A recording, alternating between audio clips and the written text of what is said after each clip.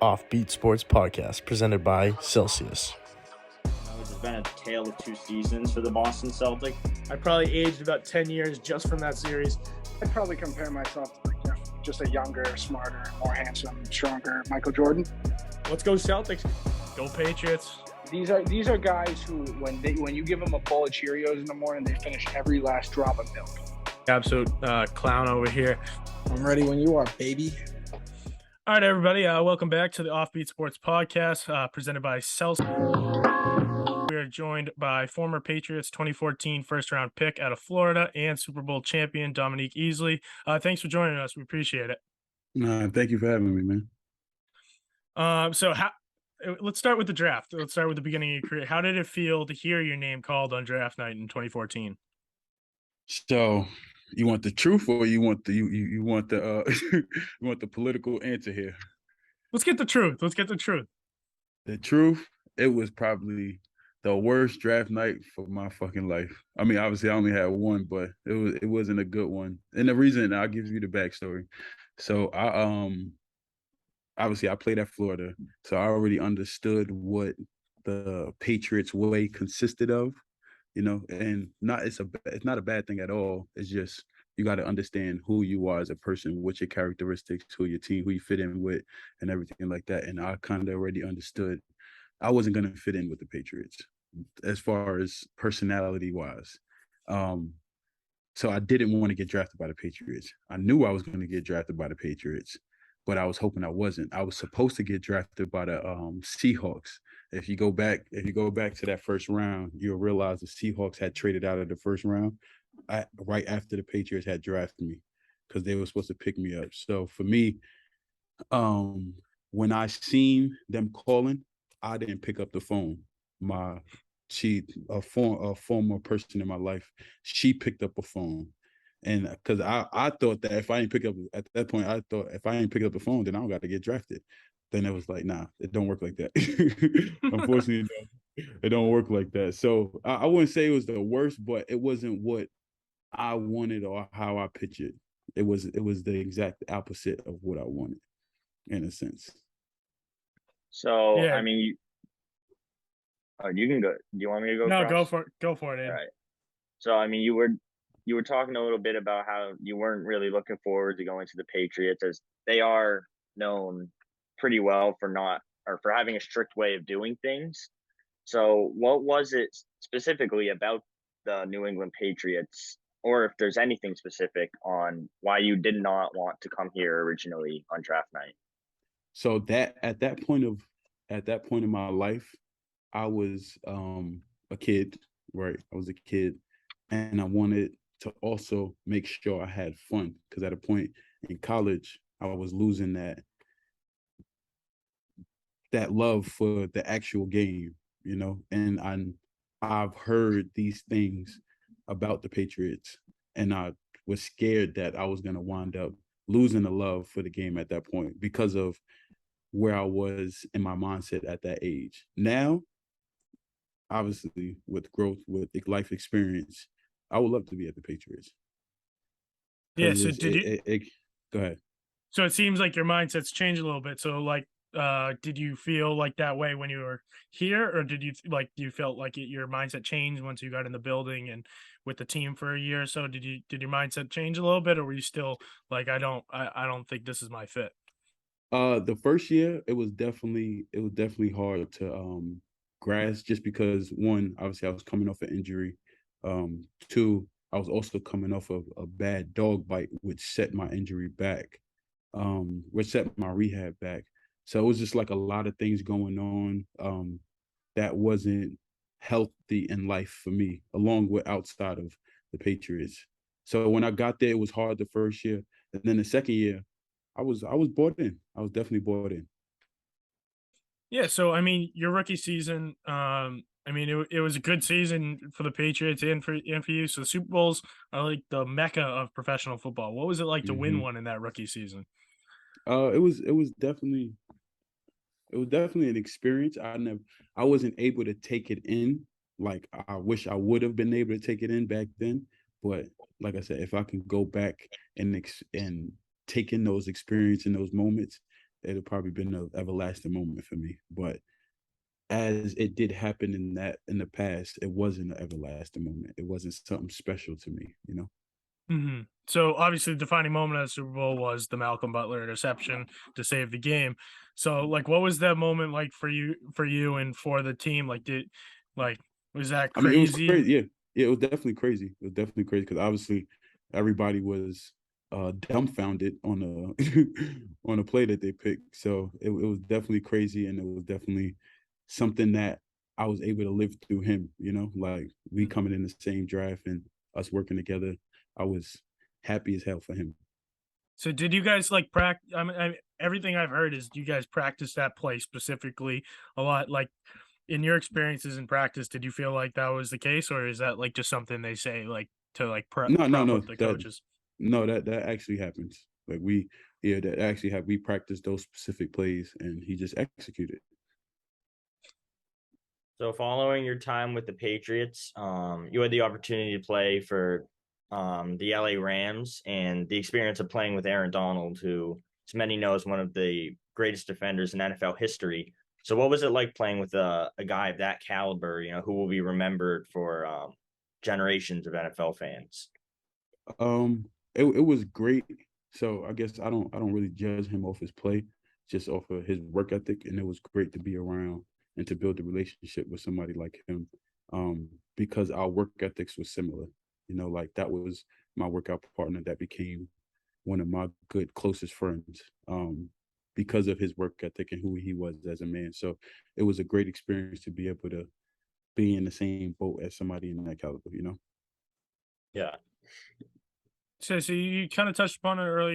You had a few injuries throughout your career that kind of detoured it. So injuries take a large toll on athletes and their mental health.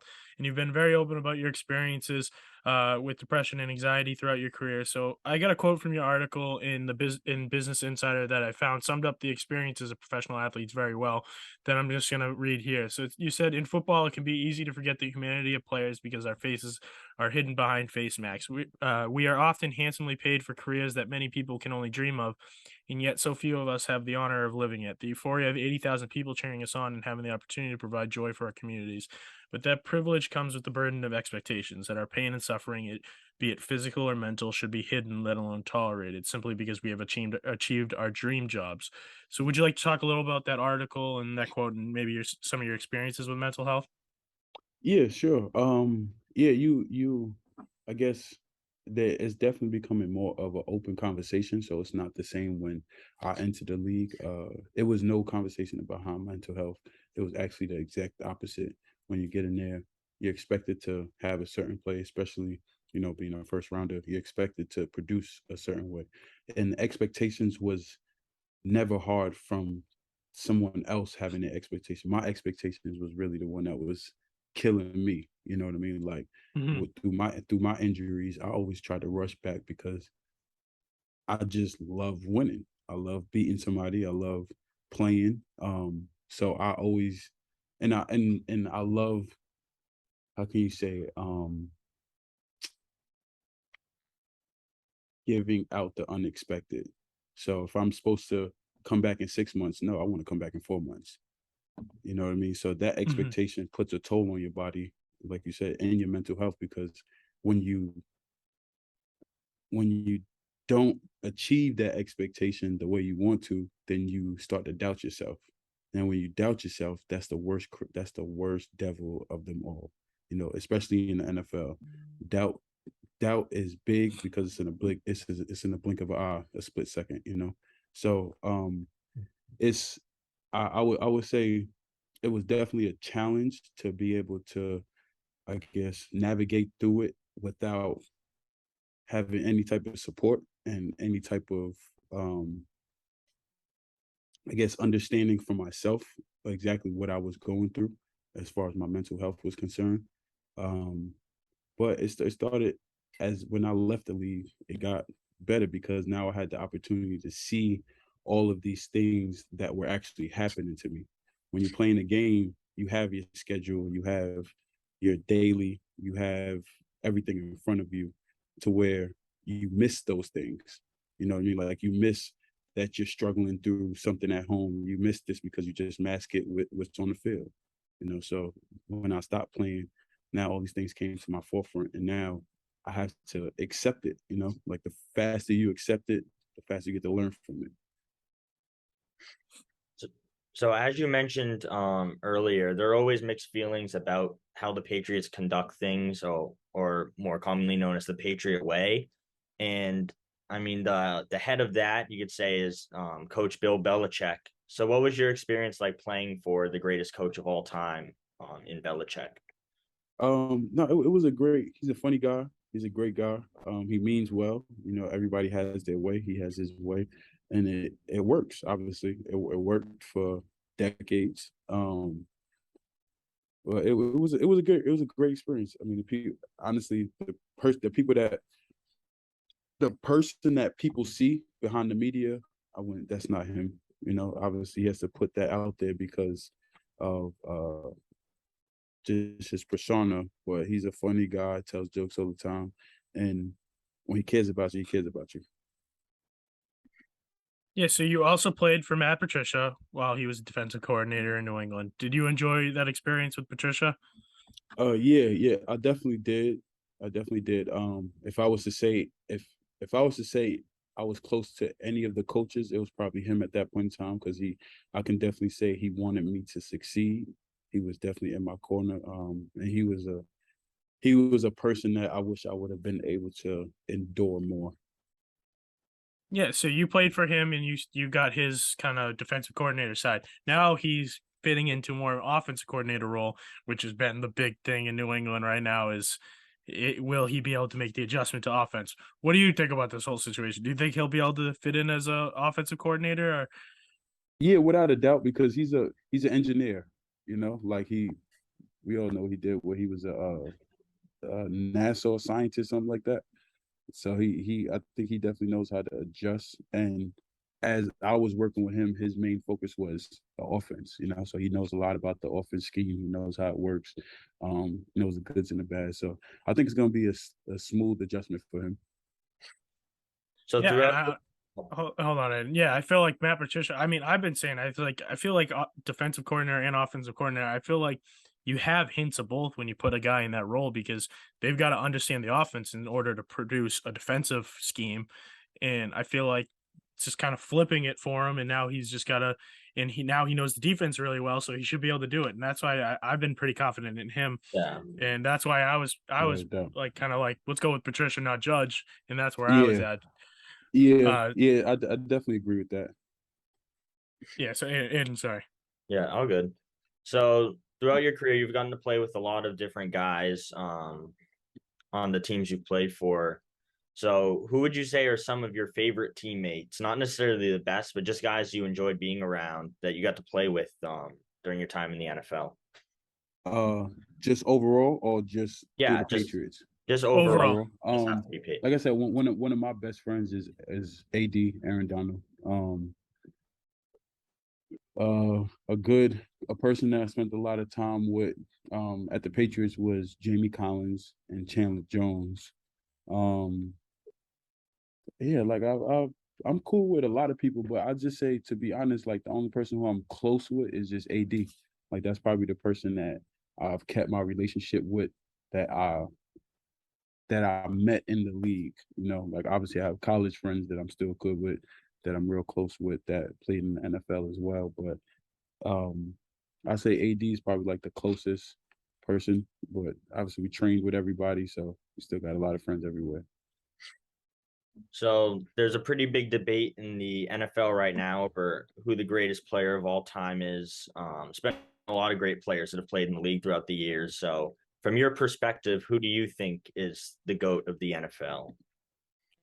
That's in the NFL now, or just period? Just in period, NFL history. Yeah, all time. All time. The hard-hitting questions. I would say, I mean, from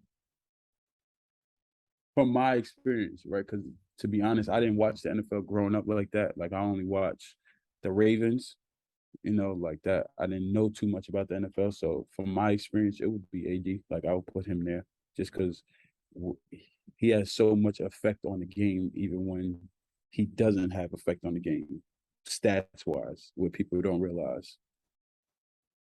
And you haven't seen nobody. He doesn't cross. I can say this. He's made a new outlook for defensive line, man. Because if you think about it, all right, when we was coming in the league, because we actually had our same, we actually was together during our combine process. So a big thing for us when we used to go back and forth was who was taller. All right, because me and him is probably like an inch. I'm taller than him. He won't admit the shit, but I'm taller than him. He won't admit it. But I'm gonna clip that part and send it to him. We'll see what he says. Let him see it. Yeah. So he a lot of people was doubting size, like he's too short. He won't be able to do it. He doesn't weigh enough. So he's literally taken those factors and made that what everybody's looking for. Everybody's looking for leverage. Everybody's looking for speed. Everybody's looking for those things that he created to be the new ideal defensive lineman. Yeah, he's an absolute beast. Yeah. It's a struggle every time you have to play a guy like that. So you wore a couple different numbers throughout your career. I saw 74, 99, 91, and then 9 in college. What was it? What would you say is your favorite? Or two? Yeah, 2 in college. 2 in college? Sorry. What was your favorite number? Definitely 2. 2? Yeah, would you, without a doubt, 2. With the new number rules, you definitely would have switched to 2? Yeah, I would have switched to 2, without a doubt. Because I can say I was probably like the first interior D lineman with a single digit number. Mm-hmm. How do you feel about the new number rules? Do you think it's more freeing for players? Yeah, I wish I was still playing just because of that. Well, now I'm like looking out at the games, like in the field. I'm like, who the hell is that? Like, I'm like, Judon's wearing 9. I'm like, he's 9's not a defensive end or linebacker number. It's screwing me up. It takes us back to high school. We get to have fun again, Yeah. All right. Well, that's all we got for you. Thanks for coming on. We appreciate it. No problem. Yeah. So, thanks everyone for watching and listening. Be sure to follow us on Instagram at @offbeat_sports and on TikTok at offbeat sports. Make sure you're on the lookout for the next episode of Offbeat Sports. Thanks for tuning in. Thank you for having me. Yeah, thanks for coming on.